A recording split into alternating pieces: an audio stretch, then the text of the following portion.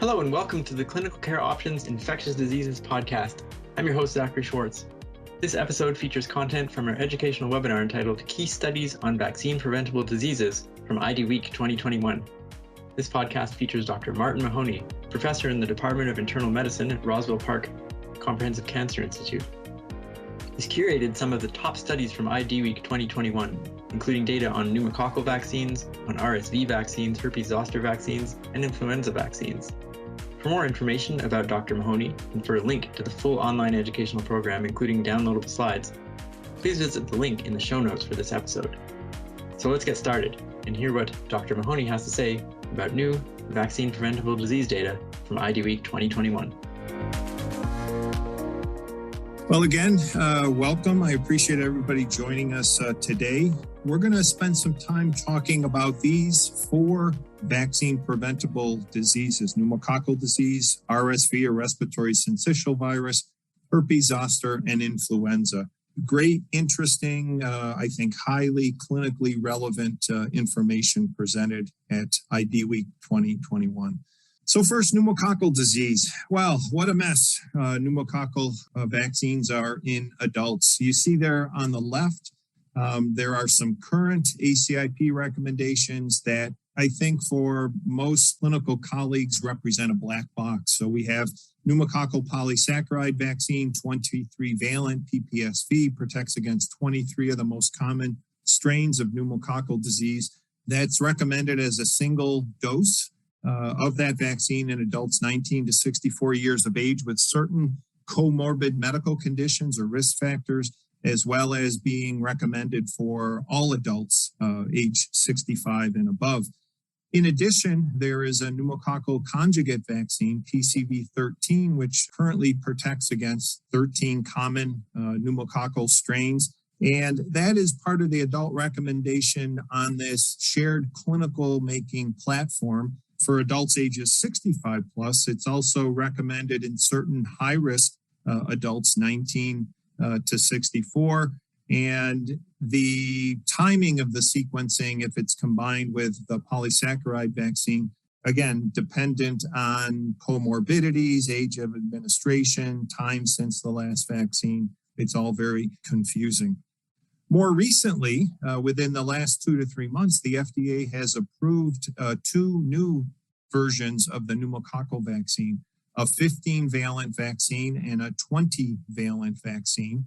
Both of those are FDA approved and are under consideration by the Advisory Committee on Immunization Practices regarding how they will be rolled into the routine schedule for use in adult populations. As a matter of fact, ACIP will be meeting next week to deliberate on what those updated recommendations will look like.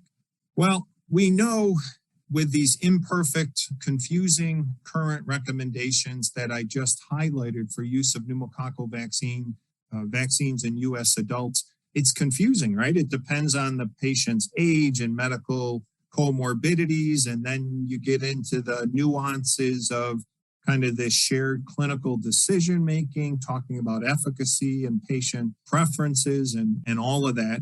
And as I said, the ACIP is currently reviewing the updates. Clearly, the update will be something along the lines of a continuation of the availability of the polysaccharide vaccine, PPSV23, along with an update regarding use of the 15-valent and 20-valent pneumococcal conjugate vaccines.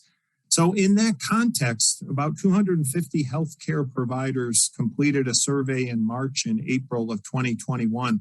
Now that included about 300 physicians, 150 physician assistants, 150 nurse practitioners, and 150 pharmacists who are involved in vaccination. And the purpose of that survey was to really solicit clinicians' preferences regarding pneumococcal vaccination in adult populations, presuming the availability of a new conjugate vaccine, either 15-valent or 20-valent, in combination with continued availability of the pneumococcal polysaccharide vaccine. Now, they focused on 2 populations, one non-immunocompromised adults age 65 and adults 19 to 65 years of age with a chronic health condition. They presented a lot of information, but I've tried to distill it down to the most relevant information. Let's focus on the blue box there, adults over age 65 who are non-immunocompromised. The respondents were given the option to choose which recommendation they would prefer that ACIP come out with. So the option, the first line there, the way this works is a routine recommendation of the updated version of the conjugate vaccine, along with in sequence routine administration of the currently available polysaccharide vaccine. And you can see that nearly 62% of respondents selected that sequential option. So a conjugate vaccine followed in sequence by a polysaccharide vaccine. A smaller percentage, about 18%, opted for shared clinical decision-making with regard to use of the conjugate vaccine in combination with routine polysaccharide vaccine. And then the flip-flop of that was routine use of the conjugate pneumococcal vaccine in adults 65 plus with a shared clinical decision-making model for adults age 65 selected by about 10%. If we contrast those responses and look at a different patient population over on the right, highlighted in pink, hypothetical patient is an adult 19 to 64 years of age with a chronic medical condition. And again, the most widely endorsed or widely preferred way that clinicians would prefer to administer these vaccines is a routine sequence of the updated conjugate vaccine in sequence with routine recommendations for use of the polysaccharide vaccine, 47%. And then pretty comparable percentages in terms of the shared clinical decision-making for use of the conjugate vaccine, followed by the shared clinical decision-making for use of the polysaccharide vaccine, so 25% and 13% respectively. Well, again, to highlight, 85% of respondents to that survey were very clear that they were looking for simplification from the ACIP regarding recommendations for pneumococcal conjugate vaccine administration in their adult patients.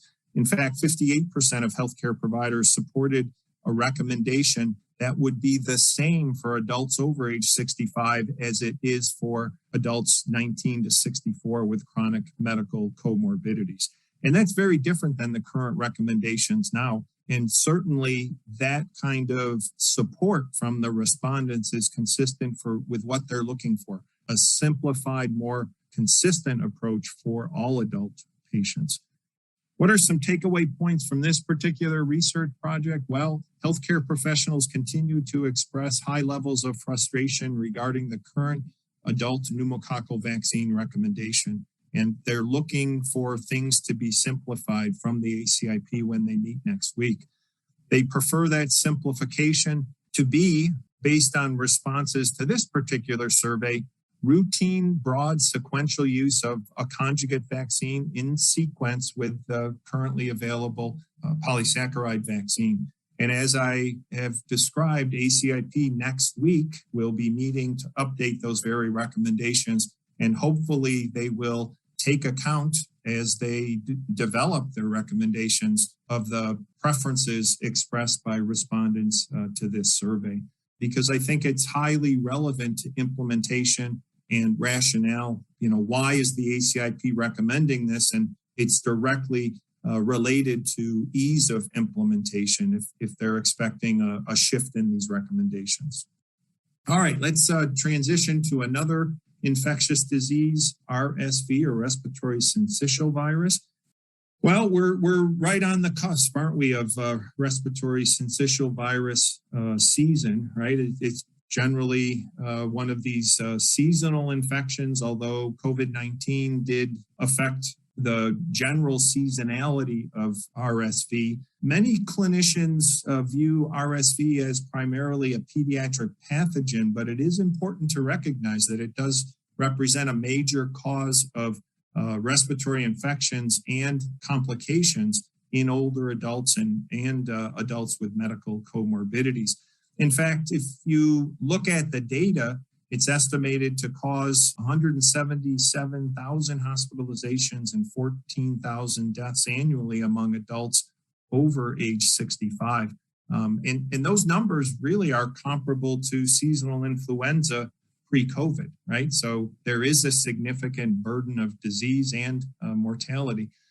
Now, there is currently no licensed vaccine available for RSV, but there is a candidate vaccine, this adenovirus 26.rsv.pref based vaccine. And this ongoing clinical trial called Cypress made use of this candidate vaccine in patients 65 and above.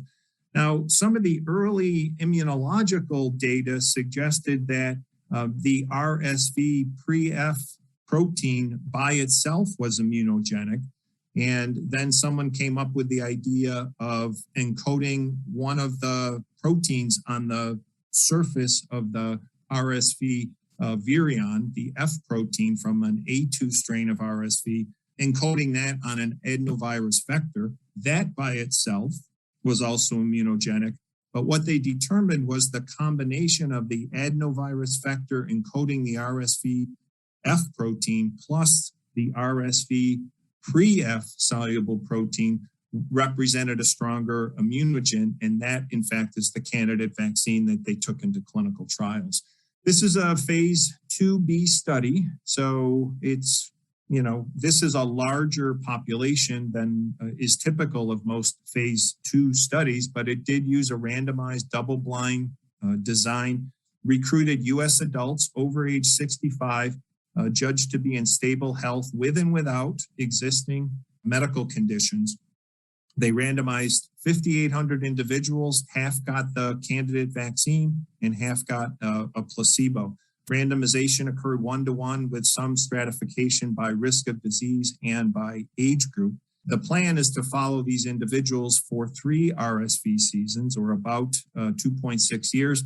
And the data I'm going to present on the next couple slides are focused on the first RSV season. Blood collection occurred at time of vaccination and then 15 days later and during any acute respiratory infection episode.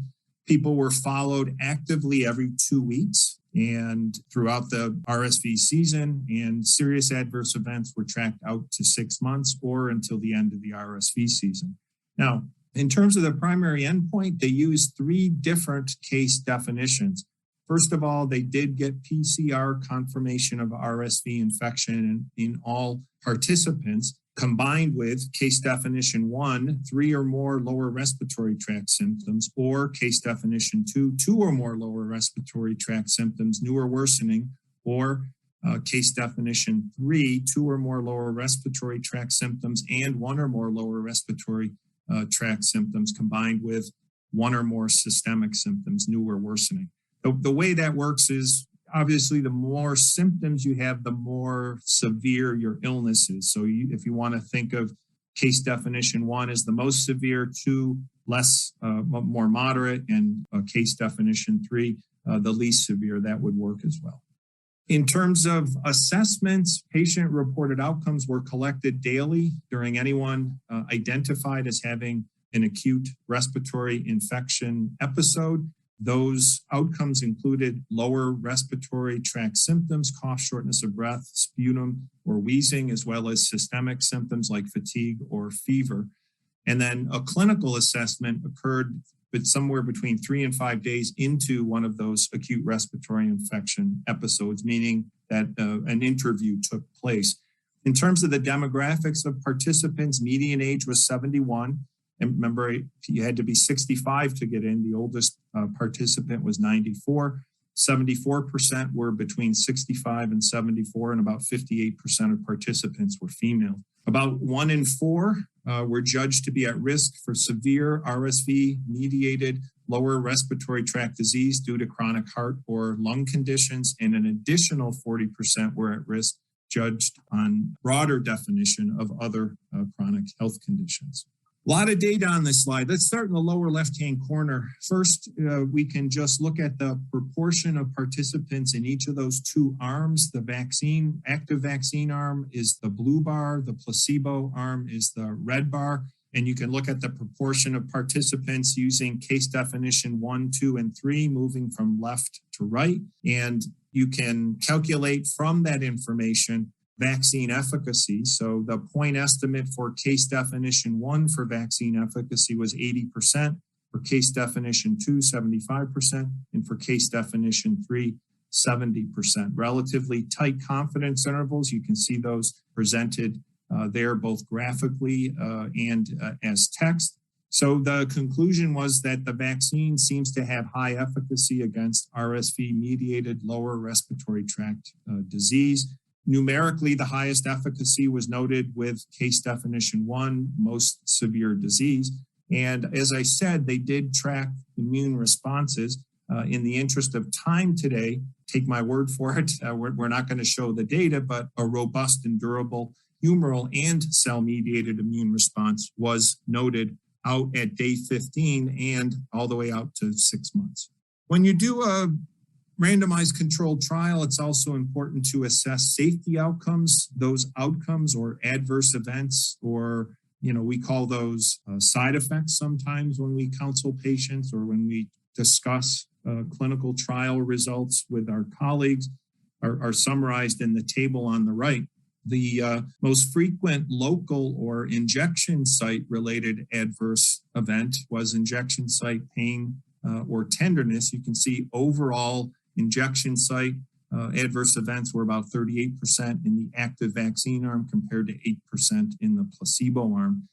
The next line looks at solicited systemic adverse events. So again, solicited means that individuals are tracked for several days after vaccination where they fill out diary cards. So if these numbers seem higher than your clinical experience with patients you vaccinate, it's because of the solicited monitoring. The most commonly encountered solicited systemic side effects are fatigue, muscle aches, and headaches. 41% overall for systemic adverse events in the vaccine arm compared to 16% in the placebo arm. Grade 3 or worse, those are the most severe reactions, and you can see that the proportion is relatively modest in both the vaccine arm and the placebo arm for individuals reporting those grade 3 or serious adverse events. Toward the bottom of that table, we see a summary of serious adverse events. And these are adverse events which cause a participant to seek medical care. In those so-called serious adverse events or SAEs leading to fatal outcomes were exceedingly rare, right? And very few individuals stopped their enrollment in the trial because of those serious adverse events. So based on the first season of RSV, no serious adverse events were felt to be related to study vaccination. And this candidate adenovirus vector vaccine was determined to be well tolerated with no observed safety signals. What's the take-home point? Adult RSV vaccines have the potential to significantly reduce severe respiratory infections and hospitalizations in vulnerable adults, especially those over age 65. Vaccine efficacy was high, and it was highest in those with most severe disease, meaning case definition 1, where the estimate of vaccine efficacy was 80% in those reporting 3 or more lower respiratory tract infection symptoms. And while this phase 2 study cohort will continue to be followed for 2 additional RSV seasons, a phase 3 study is already accruing participants. All right, let's turn our attention to the topic of herpes zoster. The recombinant zoster vaccine is recommended as a 2-dose series in adults ages 50 and above. And there was a research study presented examining second dose completion rates among U.S. adults ages 50 to 64. 2 interesting administrative claims databases were used to estimate the proportion of adults in that 50 to 64-year-old age group who completed that 2-dose series, or started the 2-dose series and then completed the second dose either within 6 or 12 months of the first. The first administrative claims database was the IQVIA claims database, which included 422,000 covered lives, and the other one was the Market Scan database, which included almost 500,000 covered lives. They looked at calendar year 2017 through 2020. To be a part of this data set, you had to start RSV vaccine between October of 2017 and complete that tracking up through early 2020. Interestingly, the market scan administrative claims data was also able to examine missed opportunities for completing that second dose of vaccination. And we'll talk a little bit about that in just a minute. This looks at a cumulative curve for completion of that second RZV,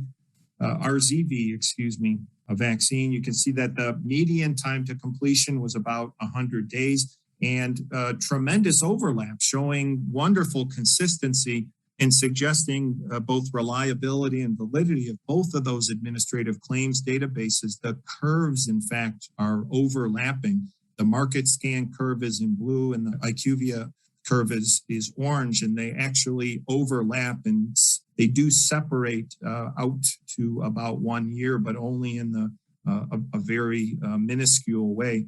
And you can see that for the 6-month time point, about 70% of individuals 50 to 64 who started the Shingrix series had completed that, and if follow-up was continued out to 1 year, the completion rates were about 80%. And to kind of put that into context, how does that compare to a slightly older population? The Medicare population, the completion rates are about 80% at 6 months and 87% at 12 months. So they're lagging a little bit behind in that somewhat younger adult population. And as I described earlier, that market scan database was actually able to assess for other contact points with the healthcare system, including provider office visits, pharmacy visits, or the data on the right, an office visit or a pharmacy visit. And the takeaway there, the blue bar, is telling us that over 90% of individuals who started a dose of recombinant zoster vaccine had a missed opportunity within 6 months, and that increased to almost everybody, 97%. A missed opportunity, meaning a pharmacy visit or a medical office visit within the subsequent 12 months.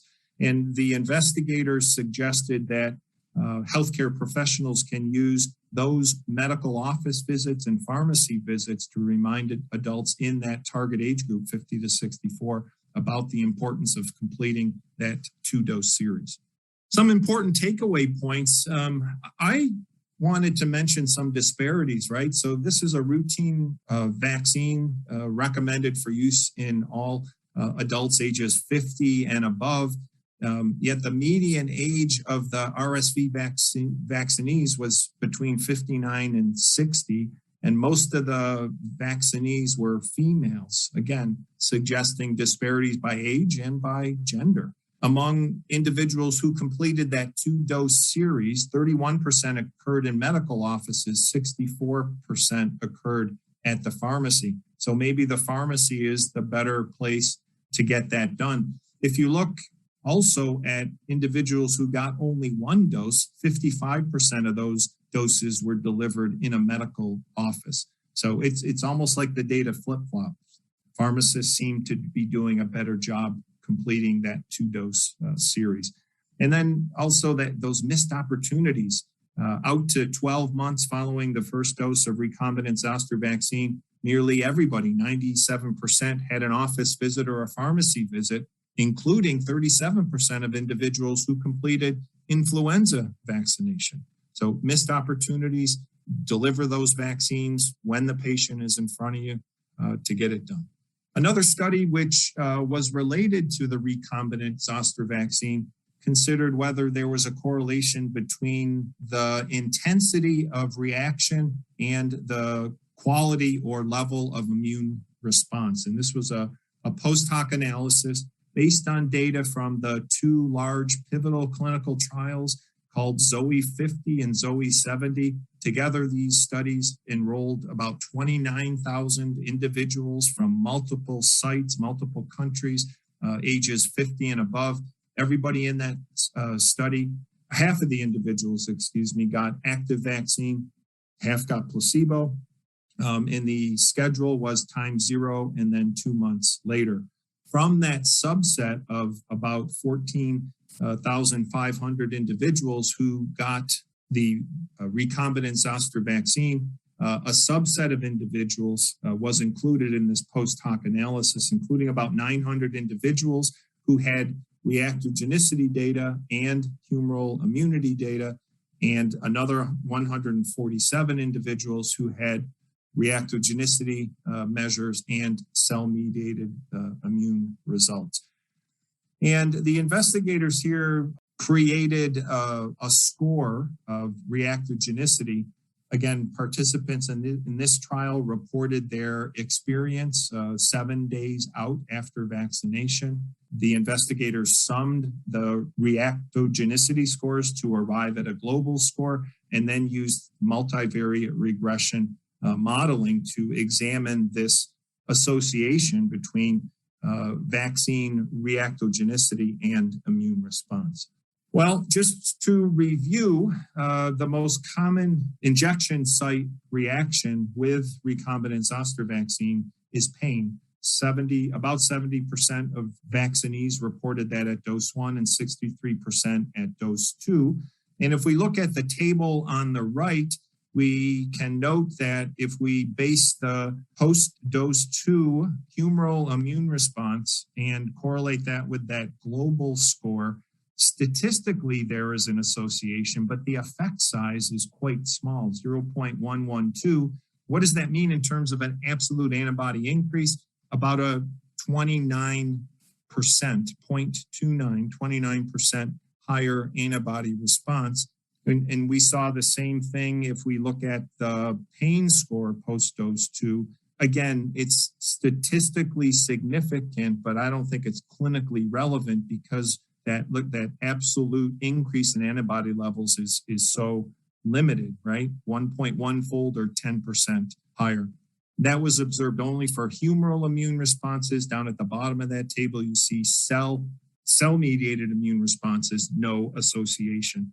And again, if we were to do an ELISA analysis, we would see a general trend where the antibody levels are higher, but the relative difference in antibody levels by reactogenicity scores are quite modest. Again, not clinically significant. So what's the take-home point? While there is a statistical association between injection site pain following the recombinant zoster vaccine injection and humoral immune response, that was judged to be of limited effect size and no clinical significance. We did not see the same thing for cell-mediated immunity. I guess the takeaway point really is that we know from these large clinical trials and preclinical work and continued surveillance that the recombinant zoster vaccine does elicit a very robust humoral and cell-mediated response, regardless of injection site pain or other types of vaccine reactions. Let's transition to influenza vaccine. This next study looked at the relative effectiveness of an adjuvanted trivalent influenza vaccine compared to an egg-based trivalent high-dose vaccine among older adults in the U.S. during the 2019-2020 vaccination season. They used that same IQVIA cohort analysis administrative claims database. Here they focused on individuals 65 years of age and above. To get into the analysis, you had to have a claim for either the adjuvanted trivalent influenza vaccine or the trivalent high-dose vaccine between August of 2019 and the end of January 2020. They followed folks out to the beginning of COVID, so early March of 2020. They actually cut off follow-up on March 7th of 2020. And they looked at various outcomes related to all-cause hospitalization, heart and lung-related hospitalizations and ER visits. And then they also had a negative control group urinary tract infections because the impact of either of these influenza vaccines on urinary tract infections in an older adult patient should not matter, right? It's a negative control. It shouldn't be associated with either vaccine. They used sophisticated analytic techniques to adjust for and balance for various covariates in the two vaccine populations. Very large study, 1.6 million individuals got the high-dose vaccine that season, and about 800,000 individuals got that adjuvanted vaccine. And if we just focus on the graphic in the lower right-hand corner here, the null value is 0. The diamond is the point estimate, looking at relative vaccine effectiveness. Everybody gets a vaccine. Diamonds that fall to the right favor the high-dose vaccine. Diamonds that fall to the left favor the adjuvanted influenza vaccine. And you can see that by and large, most of the confidence intervals overlap with 0, suggesting that there is no difference, that the reductions in flu-related and all-cause hospital visits are pretty comparable between the two vaccines. However, if you scan down about halfway, you'll notice that the bar for coronary artery hospitalization and ED visits and myocardial infarction hospitalizations and ED visits does favor the adjuvanted trivalent influenza vaccine, but by a very small percentage. Takeaway points, as I said, the study interval did include the start of the COVID-19 pandemic. We didn't have the ability to identify COVID-19 infections early on, right? January, February, early March of 2020. So it's unclear whether that impacted on these results. But this active comparator study suggests that for this recent influenza season, both the adjuvanted and high-dose trivalent influenza vaccine products showed similar relative benefit in protecting against flu-associated outcomes in adults ages 65 and above. And just as a footnote, all of the influenza vaccines have now migrated to a quadrivalent formulation. That brings us to our Q&A session. Let's see what we have in our Q&A box. First question, I wonder if gender affects the effectiveness of vaccine. Interesting question. Well, it's probably the vaccine effectiveness is likely influenced by the general phenomenon of immunosenescence, right? That phenomenon as we age, our immune system becomes less effective at mounting an immune response. We know that immune senescence phenomena differs by gender. We see evidence of immune senescence earlier in males than we do in females. I've seen it, some of my work involves occupational health, and I've seen it in response to the hepatitis B vaccine series where males in their 30s and 40s tend to have a less robust response than females of similar age. Next question, except for financial reasons, any good reason that recombinant zoster vaccine is delayed until age 50? I know lots of patients with zoster shingles episodes occurring in their 30s and 40s. Absolutely, I agree with that. Well, I think the label, the recombinant zoster vaccine or Shingrix, is based on the clinical trials, which included subjects 50 and above. So you would certainly have the ability to use that vaccine off-label in younger populations. I'm not sure what coverage would be available from payers. That would be something that would need to be looked into. And the Shingrix label was just expanded to include use in adults with immunocompromising conditions, recognizing that their risk of developing shingles is probably 4 or 8-fold higher relative to their similar aged colleagues based on their immunocompromised status. And that represents a heterogeneous group, all causes, all comers defined broadly with immunocompromise. Next question, what do you expect with the 15-valent or 20-valent pneumococcal conjugate vaccines, including for use in children and infants? Well, clearly the 15-valent and 20-valent conjugate vaccine will replace the currently available 13-valent vaccine. I think my best guess is that the ACIP will recommend use of a conjugate vaccine, and then probably a shared clinical decision-making model for whether the polysaccharide vaccine would be included. So I would not be in the majority of respondents to that survey that we reviewed.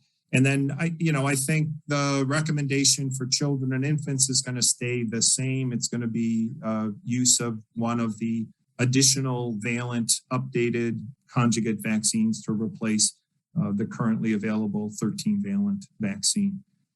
Next question, did the investigator ask if the second dose was commercially available? There was a 1-year gap for most patients. So that's referencing the recombinant zoster vaccine. And yes, as pointed out by this individual, when Shingrix was rolled out, approved by the ACIP, it was not anticipated that the ACIP would, in fact, offer a preferential recommendation for the recombinant zoster vaccine over the existing live zoster vaccine. As a result, there were a lot of supply issues early on. And yes, that could have influenced whether somebody got that second dose within that 6 or 12-month window. So that's a valid point. Again, this was presented as a poster at IDWeek. I think when this data is published in a manuscript, hopefully a reviewer would point that same comment out, and you could certainly stratify your analysis for 2017, 2018 versus 2019, 2020 to kind of tease out whether there is any effect there. And then final question here, are there currently any studies of RSV vaccine use in populations under the age of 50? Absolutely. There are multiple candidate RSV vaccines being developed for use in children, given the burden of disease in that population. Recognizing most infectious disease affects the extremes of age, right? The young and the old, and those with chronic health conditions. So lots of RSV vaccine candidates in the pipeline. Stay tuned to see what becomes available in the future. Zach, you want to close us out? Sure, that's great. Just wanted to check. What about our ZV vaccines under age 50? Is that? I don't know if that's. Oh, I'm sorry. I read that. I'm sorry. The font is very small here. All right. So yeah.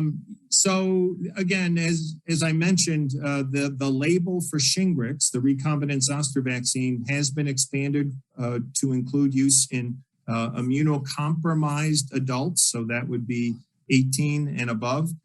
And ACIP is going to be contemplating how to incorporate that into their schedule of recommendations.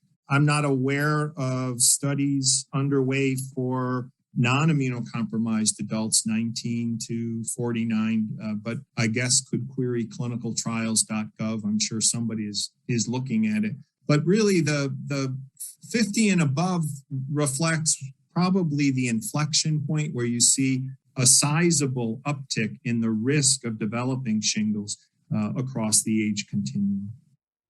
And maybe even a worse impact.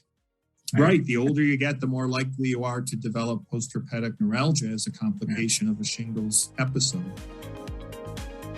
Well, thank you very much, Dr. Mahoney, and thank you to our listeners for joining in. As a reminder, to view the full IDWeek 2021 conference coverage program on the Clinical Care Options website, click on the link in the show notes for this episode. And please be sure to check back regularly for more episodes on important infectious disease topics. Thank you.